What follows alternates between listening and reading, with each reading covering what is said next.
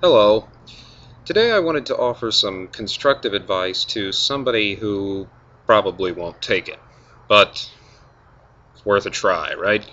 The other night I was watching the Ed Show on MSNBC, and Ed was off on a tear about Mitt Romney or something, and, well, basically, if you've never seen the Ed Show before, then you should know there's a chart he likes to bring up that sort of I guess he feels illustrates his really messed up philosophy. But let's take a look.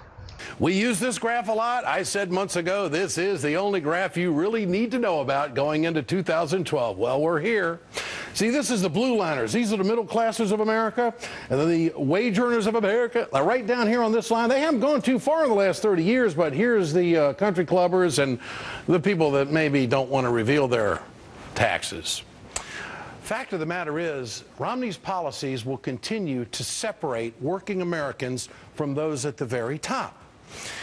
And don't take my word for it, the Tax Policy Institute did it.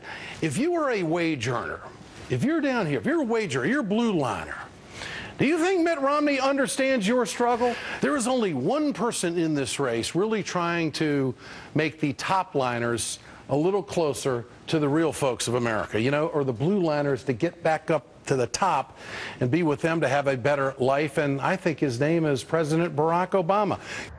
Well, yeah, but even if that's true, then I don't think that trying to bring the people at the top down is the way to go. It's kind of like, you know, if the result of Obama's policies is to make people more equal by making everyone worse off or just the same as they were before, then I don't really think that's a good policy agenda, but whatever. Anyway, Fat Ed came back to that theme later on in the program. President Obama came from the blue line, okay? He hasn't forgotten because his policies has helped people on the blue line. There's no question about it. I'm going to spend more time looking into what Mitt Romney has done for the blue liners of America, you know, because I think that is the story. Did you hear that? Did you hear that? Oh, President Obama's policies have helped people. There is no question about it.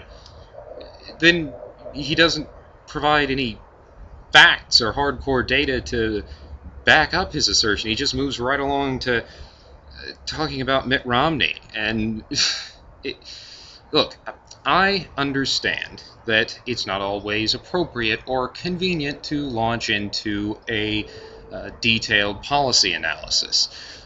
I do that in some of my videos, and a lot of people don't have the patience to sit through that and absorb what you're saying. So as a result, those videos haven't gotten a lot of hits. But so I understand why Ed Schultz wouldn't want to back up every assertion he makes with a long explanation, but it is possible to explain why you feel the way you do in a concise and cogent manner.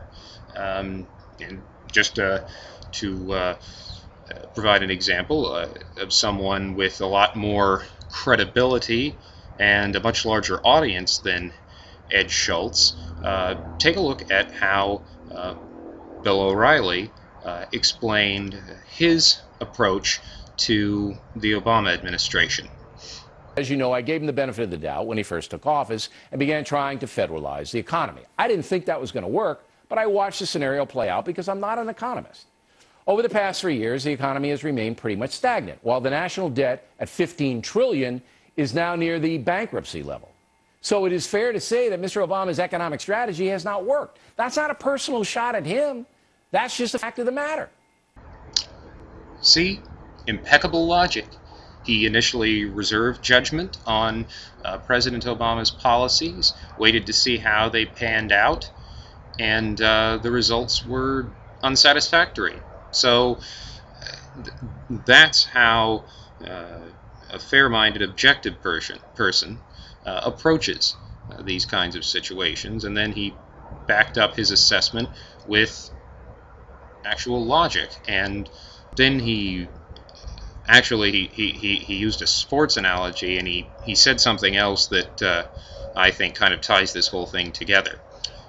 Well, recently the coaches of the St. Louis Rams and the Tampa Bay Bucks were fired because they could not produce winners after 3 years. Politics is like sports. You have to produce.